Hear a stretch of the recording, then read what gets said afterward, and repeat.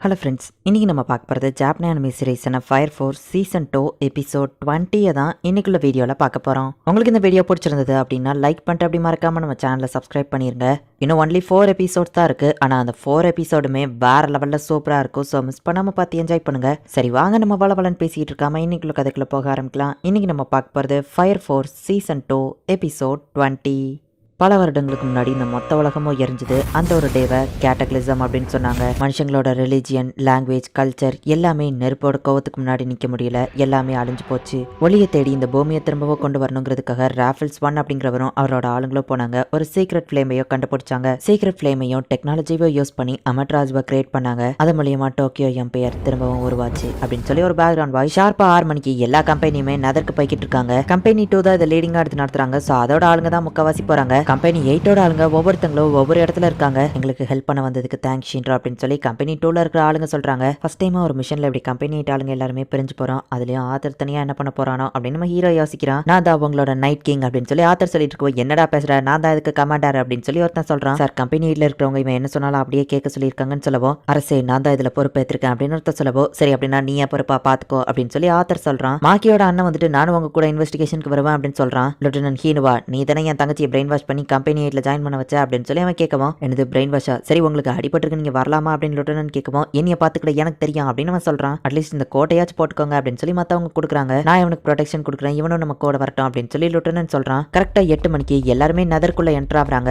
நல்ல வேளை நான் இருக்கிற டீம்ல டாமிக்கி வந்தா அப்படின்னு சொல்லி ஜெகநாத் ரொம்பவும் ஹாப்பியா இருக்கான். என்ன ஜெகநாத் எப்போ பயப்படுவோம், உனக்கு இருட்டை பார்த்து பயம் இல்லையான்னு கேட்கவும், நான் இருட்டிலேயே வளர்ந்ததுனால எனக்கு பயம் இல்லை அப்படின்னு அவன் சொல்றான். டாமிக்கி போய் அவன் கையை பிடிச்சிக்கிடுவான். அவன் ரொம்பவும் ஹாப்பியா இருக்கான். நீ எப்போ சொல்ற அந்த ஒரு பொண்ணு அது இதுதானா அப்படின்னு சொல்லி ஜெகநாத்தோட ஃப்ரெண்ட் கேட்கறான். டாமிக்கியோட பேட் லக் ஒர்க் ஆகுது. ஹாஜிக்கு வா ட்ரெஸ் ஏன் கலந்தது அப்படின்னு சொல்லி யோசிச்சுட்டு இருக்கான். ஹாஜிக்கு இப்படி அப்பா பண்ணுவ அப்படின்னு சொல்லி ஜெகநாத் அவளை மறைச்சிட்டு நிக்கிறான். அவ திடீர்னு ஒரு பிளாஸ்ட் சவுண்ட் கேக்குது. முன்னாடி போயிட்டு இருந்த இவங்க ஆளுங்க நிறைய பேர் இறந்து போறாங்க. விக்டர் நிறைய சென்சார்ஸ் அந்த இடத்துல பிளேஸ் பண்ணிட்டு இருக்கான். இன்ஃபர்னோ ஏதாச்சும் வந்தா கண்டுபிடிச்சிடலாம் அப்படின்னு அவன் வச்சிட்டு இருக்கான். அப்ப இன்னொருத்தன் கூப்பிடுறான். பார்த்தா அந்த இடத்துல ஒரு இன்ஃபர்னோ ஆர்மியே நின்றுட்டு இருக்கு. திடீர்னு இங்க எப்படி இவ்வளவு இன்ஃபர்னோ வந்துச்சு அப்படின்னு எல்லாரும் யோசிக்கிறாங்க. ரீட்ஸோ தான் வந்து இறந்து போனவங்கள இன்ஃபர்னோவா மாத்தி கண்ட்ரோல் பண்ணிட்டு இருக்கா. கேட்டக்லிசம்ல நிறைய பேர் இறந்து போயிருக்காங்க. அதை வச்சு நான் ஒரு ஆர்மியவே கிரியேட் பண்ணிருக்கேன். Knights of the purple haze தோக்கடிக்கிறது அவ்வளவு ஈஸி இல்ல அப்படின்னு சொல்றா. இந்த மிஷன் முடிஞ்சதுக்கு அப்புறமா நம்ம கல்யாணம் பண்ணிக்கிடலாம் அப்படின்னு சொல்லி லவர் கிட்ட சொல்லிட்டு ஒருத்தன் வந்திருப்பான். அவனை இன்ஃபர்னோ கொன்றது, அவனை காப்பாத்தலாம் இன்னொருத்தன் ட்ரை பண்றான். அவனோட வைஃப் பிரெக்னெண்டா இருக்கிறா, நம்ம குழந்தைய சீக்கிரமே வந்து மீட் பண்றான் அப்படின்னு நம்ம சொல்லியிருப்பான். பார்த்தா அந்த ஆளும் இறந்து போறான். நான் புது கிக்கிங் பிராக்டிஸ்லாம் பண்ணியிருக்கேன், அதை எல்லாருக்கும் காமிக்கணும் அப்படின்னு ஒருத்தன் நினைச்சிருப்பான். அவனையும் இன்ஃபர்னோ கொள்ள வருது. பட் டக்குன்னு கம்பெனி 2ஓட கேப்டன் அவனை காப்பாத்திட்டு ஜாக்கிரதையா நெல் அப்படின்னு சொல்றாரு. பின்னாடியில இருந்து கத்தியால அவனை குத்துறான். பார்த்தா இறந்து போன இவங்களோட சோல்ஜரை ஒருத்தர் அடிச்சுக்கிட்டாங்க. எல்லாருக்கும் என்ன நடக்குதுன்னே புரியல. ஹைஜிமால சண்டை போட்ட ஒரு பொண்ணு கிட்ட டெட் பாடிஸை கண்ட்ரோல் பண்ற பவர் உண்டு, அவ தான் இதை பண்றான்னு நினைக்கிறேன் அப்படின்னு சொல்லி விக்டர் மட்டும் அதை புரிஞ்சுக்கிட்டான். விக்டர் பக்கத்துல இருக்கிற ஒருத்தனும் இப்ப இறந்து போறான். அவனையும் அவ கண்ட்ரோல் பண்ண ஆரம்பிக்கிறா. அச்சோ அப்படின்னு சொல்லி இப்ப விக்டர் தெரிச்சு ஓடுறான். கம்பெனி 8 யாராச்சும் காப்பாத்துங்க அப்படின்னு அவன் ஓடிட்டு இருக்கான்.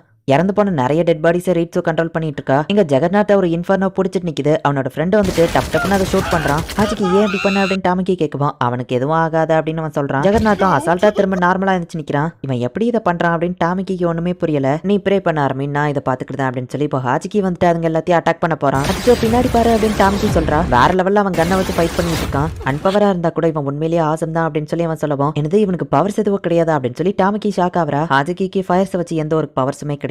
ஆனா அவனால தெர்மல் ஸ்கேனர் மாதிரி பார்க்க முடியும். அவனோட கண்ணு ஒரு சூப்பர் விஷன். ட்ரைனிங் டைம்ல கூட டைரக்டா ஆளுங்க எங்க இருக்காங்கன்னு தெரிஞ்சுக்கிட்டு அவங்கள காப்பாத்த ஃபர்ஸ்ட் அவன் தான் போனான். அதனாலதான் நான் எவ்வளவு லேயர்ஸ் போட்டிருந்தாலும் என்னோட பாடி உள்ளுக்குள்ள இருக்கிறத அவனால பார்க்க முடியுது. கரெக்டா அவன் ஷூட் பண்றான் அப்படின்னு சொல்லி ஜெகநாத் டாமிக்கு எக்ஸ்பிளைன் பண்றான். ஹாஜிக்கு தனியால இருந்த எல்லா இன்ஃபர்னோவையும் போட்டு தள்ளிட்டான். ஹாஜிக்கு நீ உண்மையிலே ஆசம், சரி நம்ம ஆளுங்க மத்தவங்க எங்க இருக்காங்கன்னு பாக்குறியா அப்படின்னு டாமிக்கு சொல்லவும், ஹாஜிக்கு அவன் சூப்பர் விஷனை வச்சு பார்த்தா அவங்க அந்த சைடு தான் இருக்காங்கன்னு போகும்போது கொஞ்சம் வெயிட் பண்ணுங்க அப்படின்னு சொல்றான். ஒரு ஒயிட் கிளட் மெம்பர் அந்த இடத்துல நின்றுட்டு இருக்காங்க.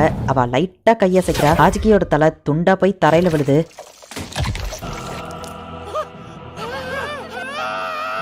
நைட் ஆஃப் தி பர்பிள் ஹேஸ்ல இருக்கிற ஒரு மெம்பர் தான். நான் கவலையப்படாதீங்க, உங்க ஃப்ரெண்டு போன இடத்துக்கு உங்களையும் கோடிய சீக்கிரம் அனுப்பி வைக்கிறேன் அப்படின்னு வா சொல்றா. ஜெகநாத் ரொம்ப பயந்து போயிருக்கான். நான் தான் ஏதாச்சும் பண்ணணும் அப்படின்னு சொல்லி இப்ப டாமிக்கு ஃபைட் பண்றதுக்கு ரெடி ஆகுறா. சூப்பர் விஷன் இருக்கிற அவனாலேயே அவளோட அட்டாக்க பார்க்க முடியலன்னா என்னால எப்படி தடுக்க முடியும்? இவ எப்படி அட்டாக் பண்றா? என்கிட்ட ஃபயர் ரெசிஸ்டன்ஸ் இருக்கு, எனக்கு எதுவாகாது அப்படின்னு சொல்லி டாமிக்கு இப்ப அட்டாக் பண்ண போனா ஃபயரே வந்துட்டு அவ சவுக்கு மாதிரி வச்சு அடிக்கிறா. டாமிக்கு ஃபயர்னால அவ்வளவு ஈஸியில காயம் ஏற்பட்டாது. என்னோட ஃபயர் பவரை நான் இவ்வளவு இன்க்ரீஸ் பண்ணியுமே உனக்கு எதுவாகலையா? ஆனா உனக்கு இது கண்டிப்பா வலிக்கும். உனக்கு ஃபயர் ரெசிஸ்டன்ஸ் இருக்கிறதுனால நீ சாகிற வலிக்கு வலியா அனுபவிச்சு சாவு அப்படின்னு சொல்லி அந்த ஒயிட் கலர் லேடி டாமிக்கிய கொல்றதுக்கு நின்னுட்டு இருக்கா. உனக்கு பிரச்சனைனா என்ன கூப்பிட்டு நான் வந்து காப்பாத்துவேன் அப்படின்னு நம்ம ஹீரோ சொல்லியிருப்பான்.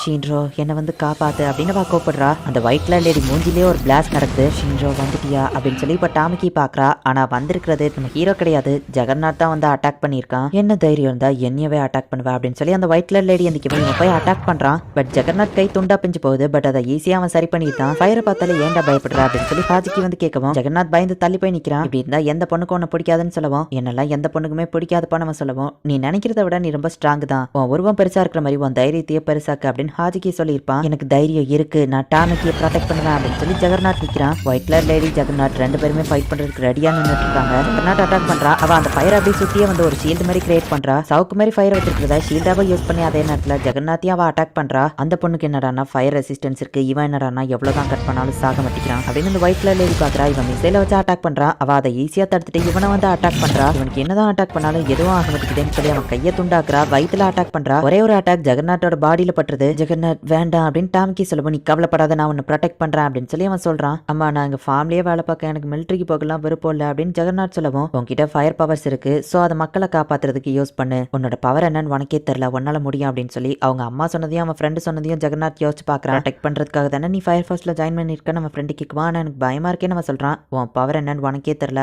உனக்குள்ள என்ன இருக்குன்னு முதல்ல தேடி பாரு, யார் வேணாலும் இந்த உருளைக்கிழங்கு விளைய வைக்கலாம், ஆனா உன்கிட்ட இருக்கிற பவர்ஸை யூஸ் பண்ணி மட்டும்தான் மத்தவங்களை காப்பாற்ற முடியும் அப்படின்னு சொல்லி அவங்க அம்மா ஃப்ரெண்டு சொன்னது எல்லாத்தையும் யோசிச்சு பார்த்து அல்டிமேட் வெப்பனான நியூக்ளியர் பாம் மாதிரி ஒன்று செஞ்சு அட்டாக் பண்ண போறான். ஆனா அந்த லேடி அதை ஈஸியா தடுத்துருதா. ஜெகநாட்டால அந்த அட்டாக் லான்ச் பண்ண முடியல. ஜெகநாத் வேண்டாம் அப்படின்னு சொல்லி டாமிக்கி சொல்லுவோம். கண்டிப்பா நான் உன்னை ப்ரொடெக்ட் பண்ணுவேன், அவளை அட்டாக் பண்ணணும்னா நான் அவ கிட்டக்கு போய் டைரக்டாவே அட்டாக் பண்றான் அப்படின்னு சொல்லி இப்ப ஜெகநாத் அவ பக்கத்துல போறான். கையை வெட்டுறா, காலை வெட்டுறா, தலை வெட்டுறா. அவன் திரும்பி வந்துகிட்டே இருக்கான்.